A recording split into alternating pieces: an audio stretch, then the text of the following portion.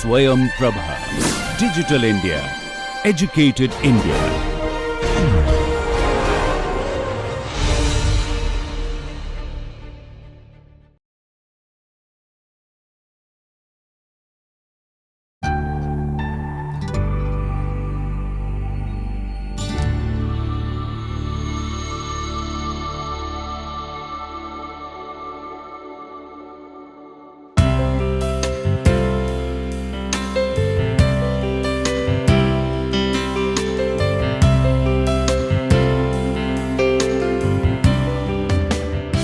Dear participants, welcome to the 10th week of our discussions.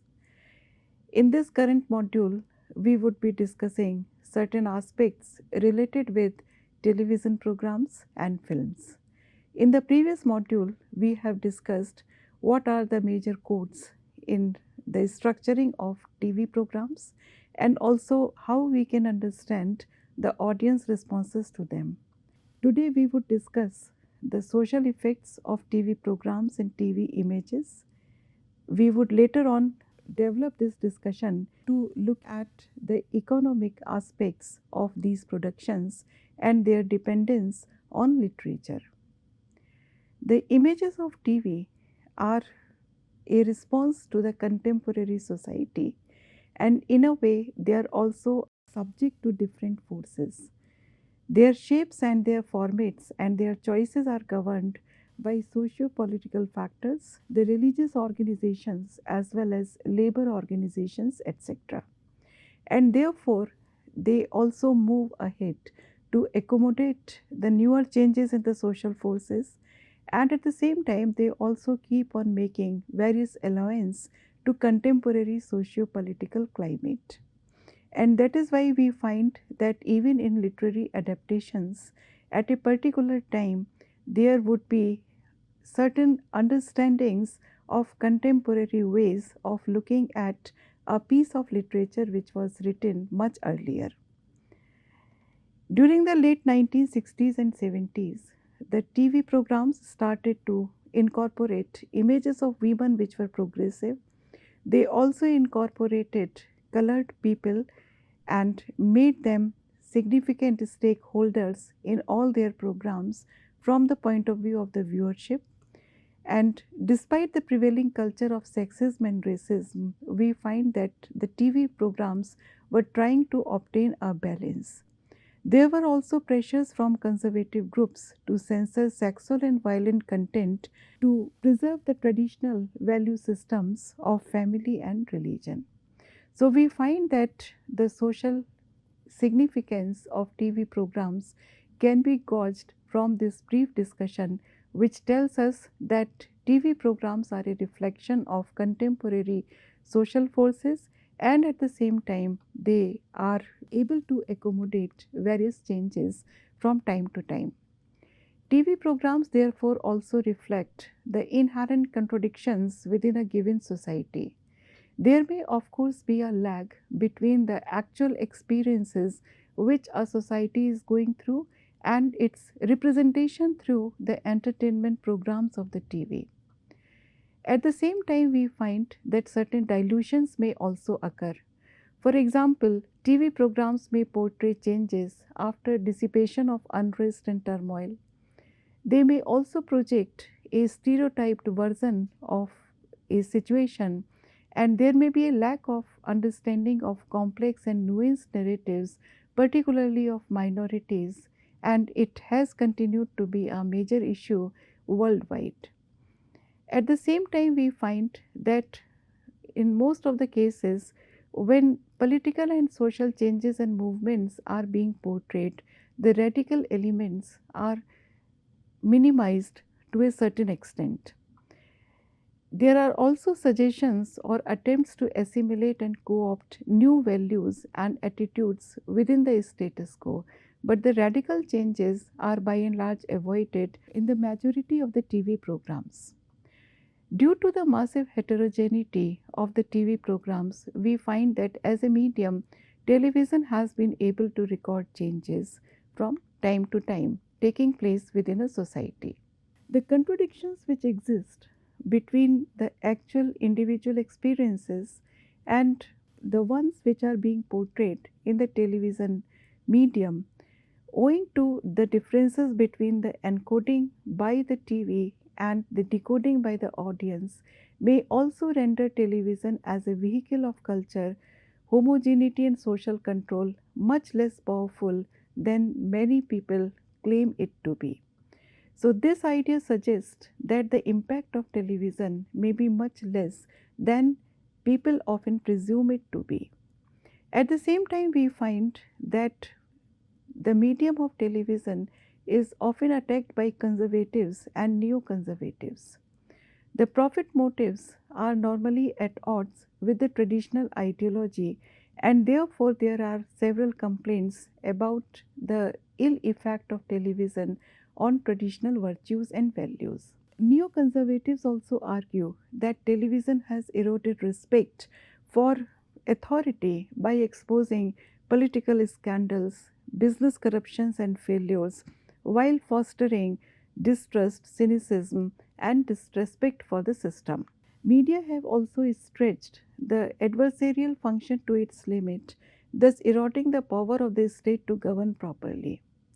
This idea, which is presented by Wildavsky and Moynihan, is reinforced by Huntington also when he says that TV promotes a democratic distemper. TV comes into a lot of criticism by the conservatives also on the basis of its having some type of a left wing bias. People think that it is a mouthpiece for radical changes, for example, ecological stop growth types, nuclear Luddites, and third world and socialist tyrannies. TV has also been attacked for being anti business, anti military, and anti traditional American views. If television has been attacked by the conservatives, we find that radicals also attack this medium.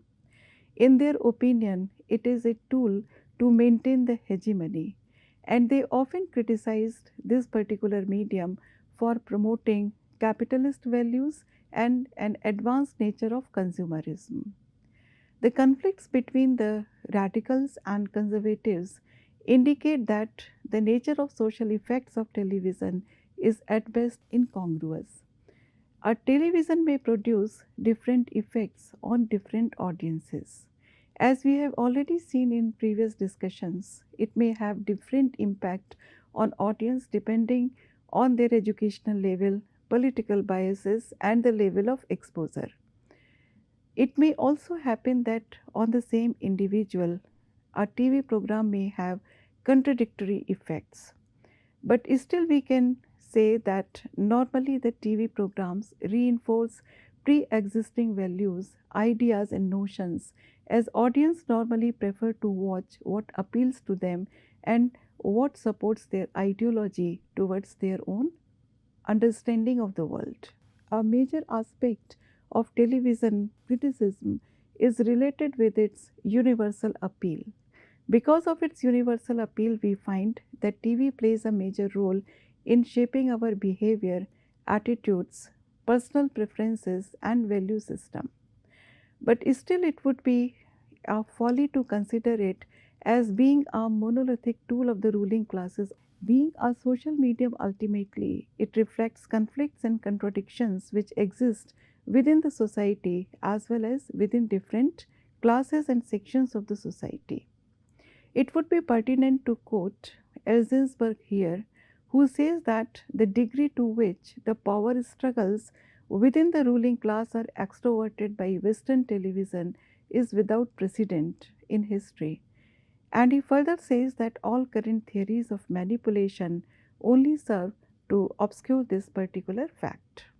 When we look at the linkages between the television and literature, we find that various classics have continually been adapted into various TV programs because of their appeal to the masses and also because the adaptation is suitable for a continued program. There are certain novels which are continually being adapted.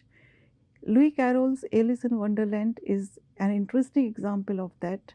And at the same time, we find that the novels of Jane Austen have also been repeatedly translated into different formats, including the TV programs.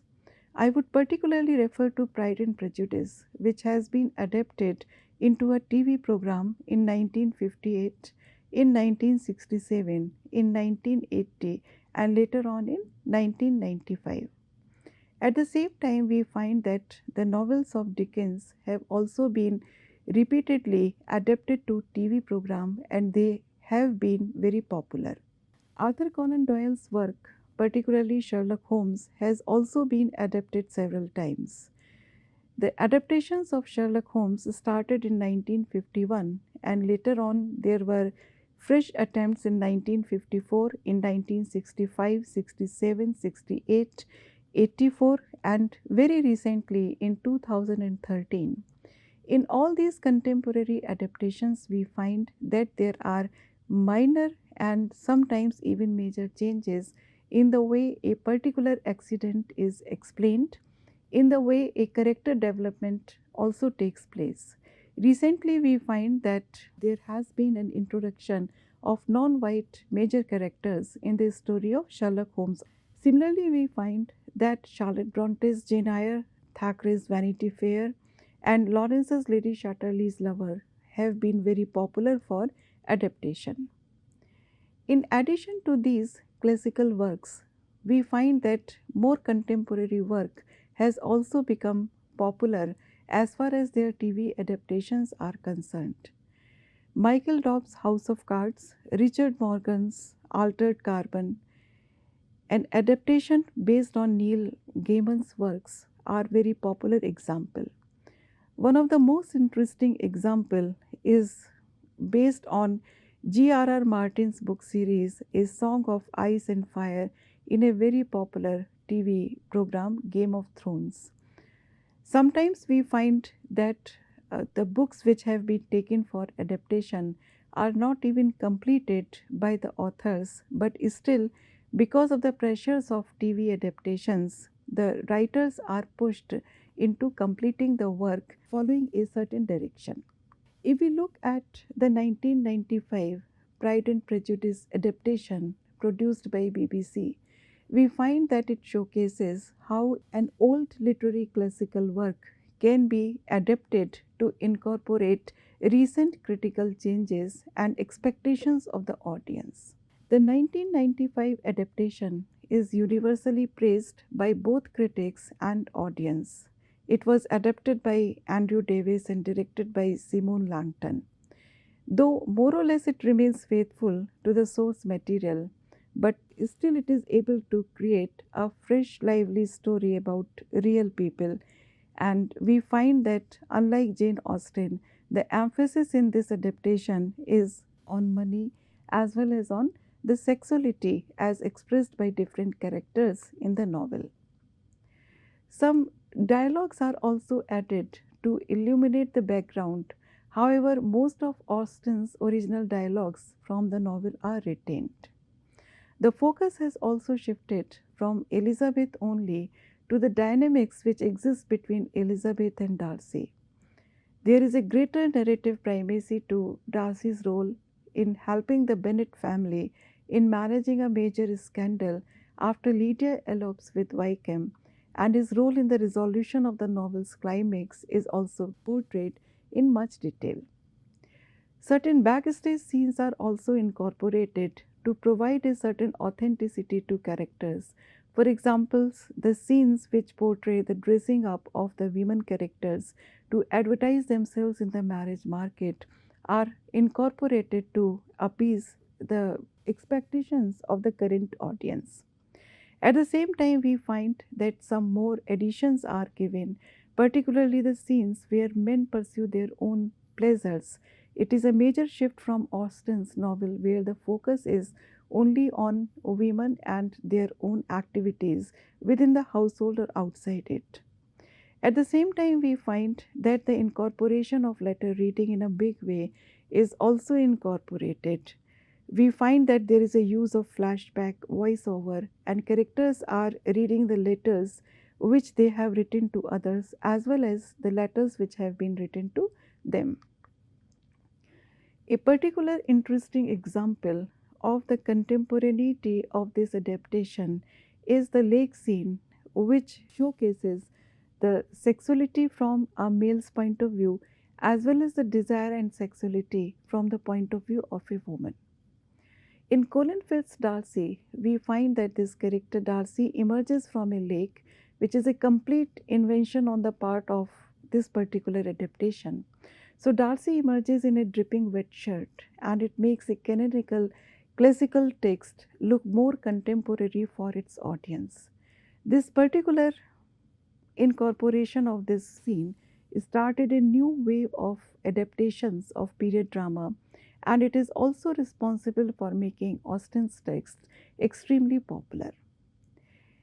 Whereas it has showcased Darcy's masculinity, we find that this particular scene also frames the sexuality inherent in the female gaze.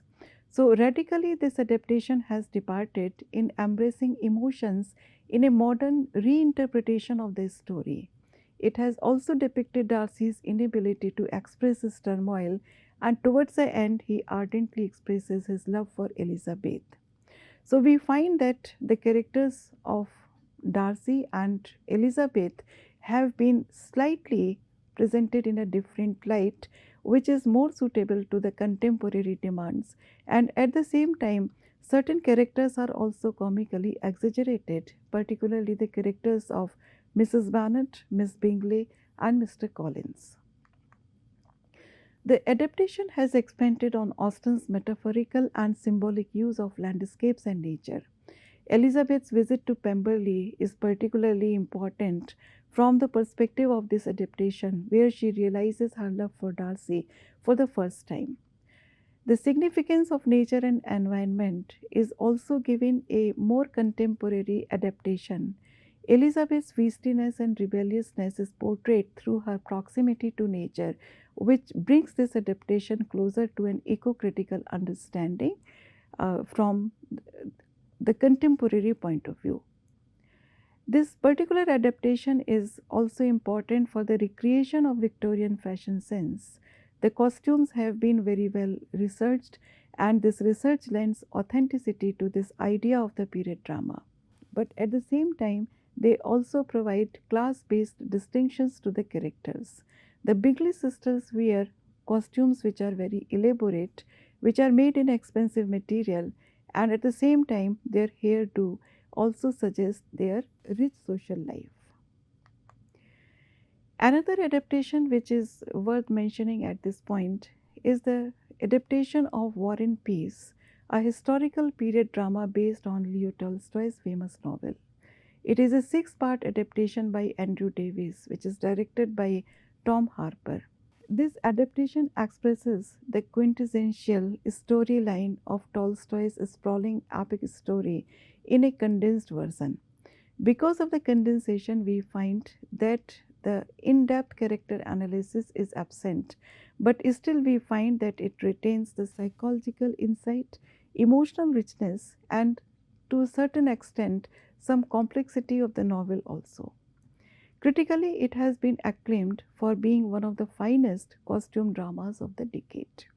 Films are traditionally shot and projected on a cellulite, whereas TV dramas are also traditionally shot and they are transmitted on video. TV is often treated as a competitor of the film industry in terms of its popularity and technological development and the sudden richness in developments in related technologies. We find that the profits of cinema sometimes have gone down. Major film industries, including the industries in Hollywood, had to adapt. The studios had to either shut down or they had to invest in TV films and series over time to compensate for their losses in making films only. But let us say that these two mediums continue to respond to the demands for their own market share and for higher profits. The similarities exist despite the differences in the medium and the differences in the economic demands of the industries. Hollywood and BBC, which are representative of these two different genres, impose similar demands on their aesthetic projects despite the vastly differing economic models of these industries. In order to further understand this point, we should try to understand how the aspect of economy is treated and how this particular aspect of economy influences these two industries.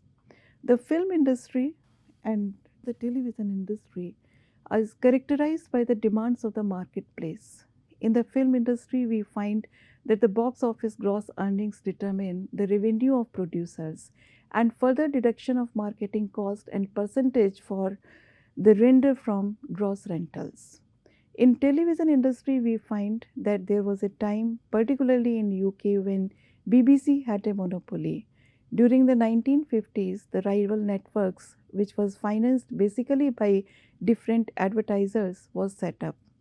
And very soon we find that a centralized control by a government appointed television authority was established, which was later known as a broadcasting authority. This broadcasting authority in UK decided the allocation of franchises for collection of advertisement revenue and production of programs for 6-year terms.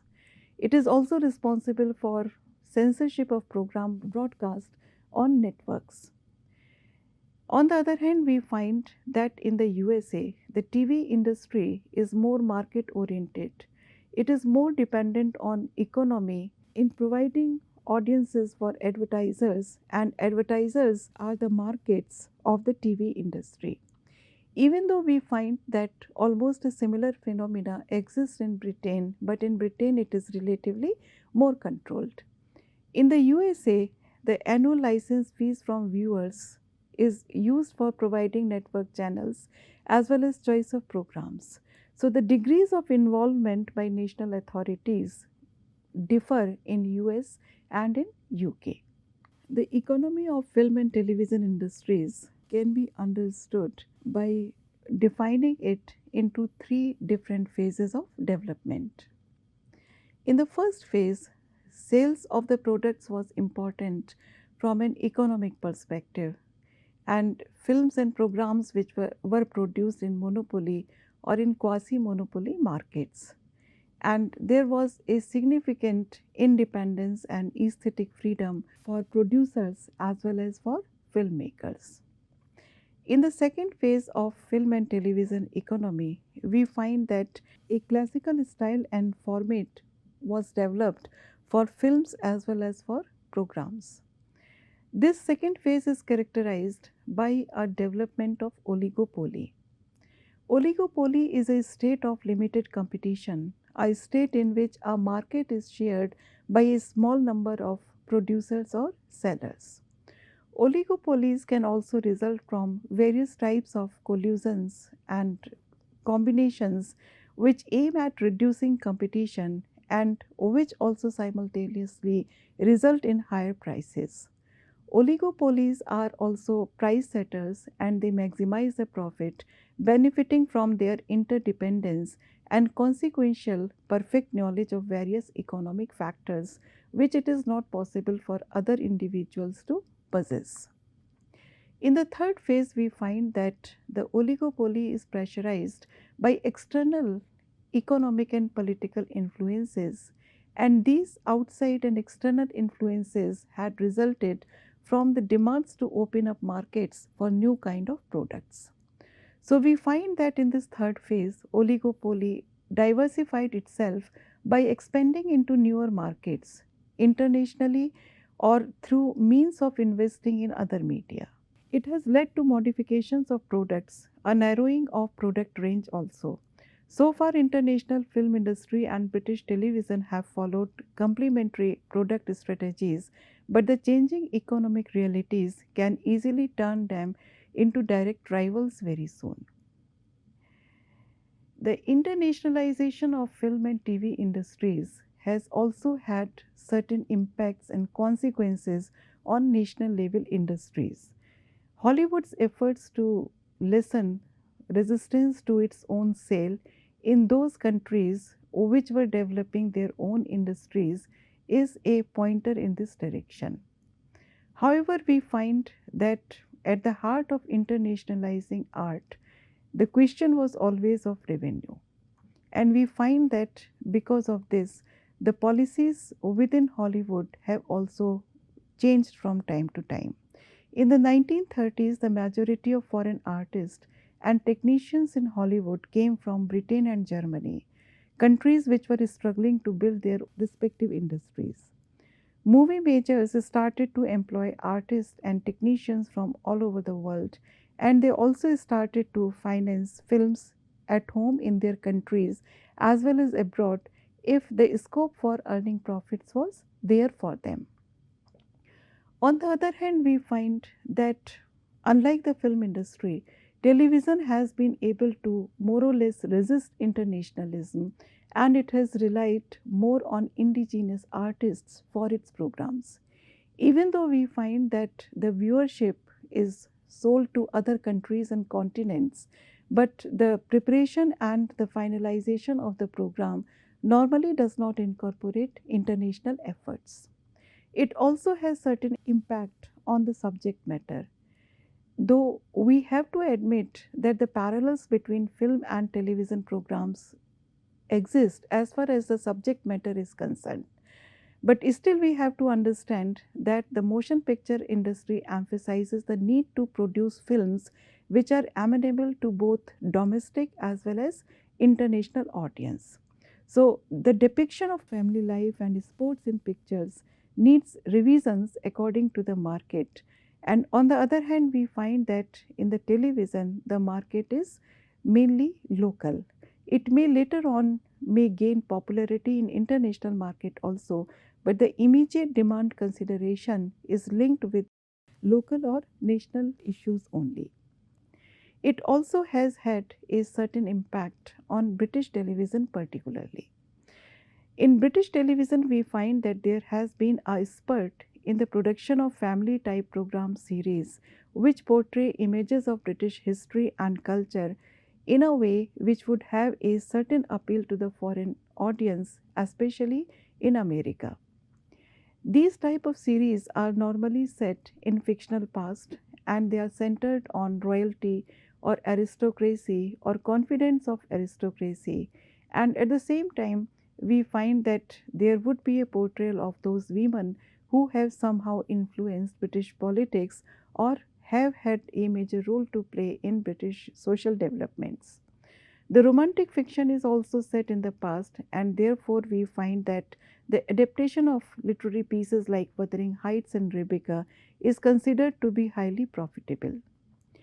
Interestingly, family dramas are co-sponsored by major corporations like Mobil, IBM, or McDonald's. And corporate sponsorship definitely comes with ideological baggage. For example, there may be endorsements of individualist enterprise, emphasis on stories of some great historical figures, emphasis on moments of royalist and capitalist milestones at the expense of others. British television drama has bolstered transatlantic connections between Britain and the USA, and there also has been a use of an ideological and political worldview to target female audience particularly.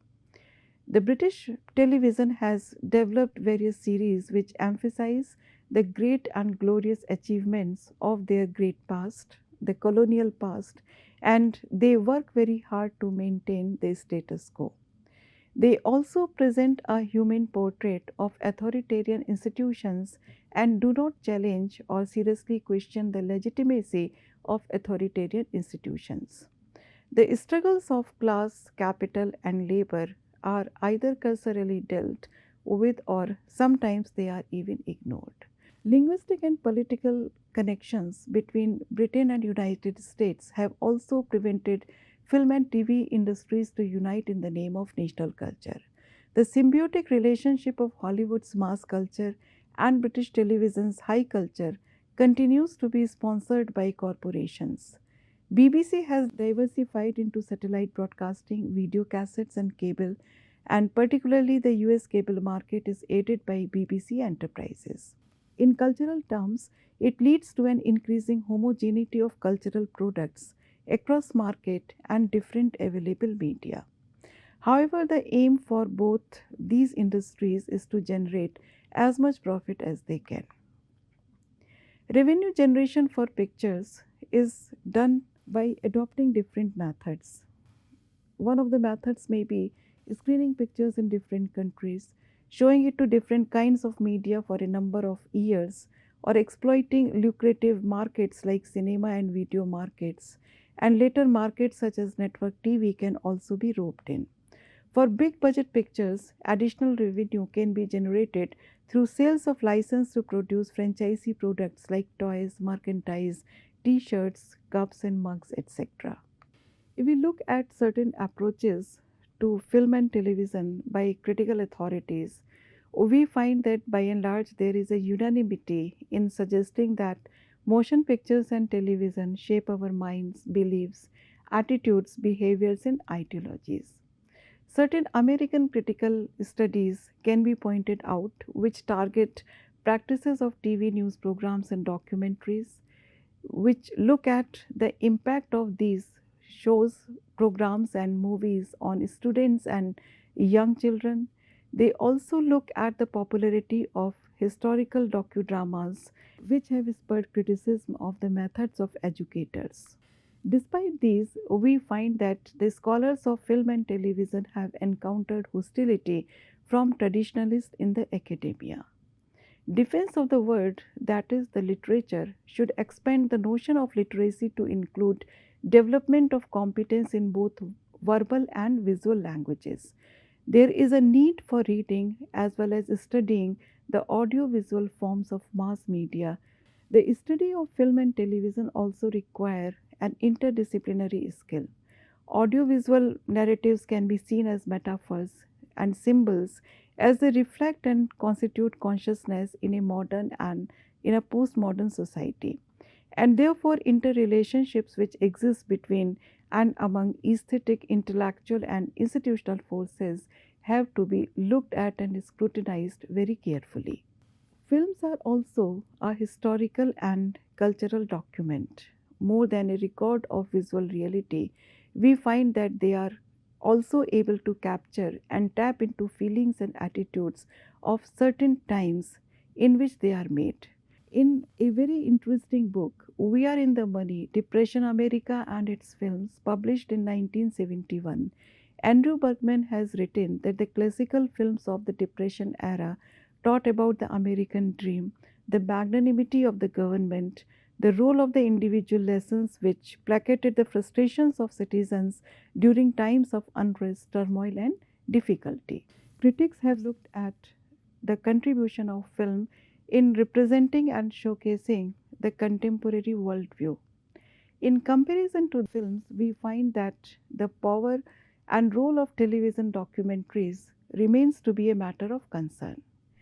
In TV documentaries, we find that there is often a fabrication and distortion of materials and events, and even proponents of cinema are not averse to imaginative reconstruction of events.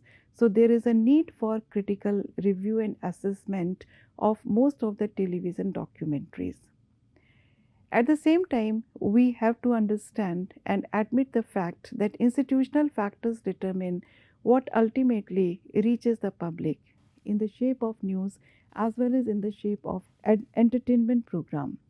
An examination of economic and institutional factors in determining the content and form of network programs remains to be highly pertinent. Another interesting aspect has been tapped by Richard Adler in his book What is Visual Literacy, published in 1978, in which he argues that in the age of electronic media, individuals require literacy in both verbal and visual languages to make a sense of the world in which they live. Even though television and film are very close to each other in terms of being artistic mediums, we find that there is a lot of debate about including the studies of television in academic film studies. It is interesting to refer to a work by Petris Petro, published in 1986, with the title of Mass Culture and the Feminine, the Place of Television in Film Studies, where he has talked about anxieties over the stress on audience survey, content analysis, and other staples of mainstream TV studies, which are normally not included in academic circles which study film making and film related works. The inclusion of TV into film studies raises the questions. For example, would these positivistic methodologies undermine the erudite methodologies of textuality and spectatorship, which are adapted from philosophy and literary theory to the field of film studies? At the same time, he says that the position of film studies itself is tenuous within academia. The inclusion of studies based on television may further destabilize it. He also points out to an inherent academic disregard for the empiricism of communication research as a threat to the status of films within the university. And he also says that the popular medium of television is often taken to be a vulgar culture related with the mass culture. Film studies in universities were associated with the pursuit of artistic and educational goals, and the incorporation of a vulgar and popular medium may further jeopardize the academic reputation of film study courses. The indictment of TV as a medium that encourages passive and discontinuous mode of reception is also there. For example, when somebody views a film, the person or the spectator focuses attention on the screen, and the spectator has a complete absorption in the narrative and characters. The use of the word viewing a film suggests it. On the other hand, when we say that we watch television, we find that this act is characterized by discontinuous attention. So, the supposed passivity and resultant association with femininity of TV spectatorship and reception in debates over the place of TV in film studies goes back to the differences between the high and low culture, the elite art and the mass culture. The problematics of using gendered metaphors to denounce or indict a form of culture or media are not new. For example, the word masculine is sometimes or rather very often used with production, activity, attention, and study of art. On the other hand, the femininity is related with consumption, of passivity, and distraction. The use of gender dichotomy does disservice to more nuanced historical and theoretically informed positions on the differences and similarities between TV and films, the different modes of production and reception that characterize them. So, we find that these two mediums are very close to each other. They are equally important for showcasing the changing moods and temperaments of a particular culture, but their reception within the academic fields remains to be different. Thank you.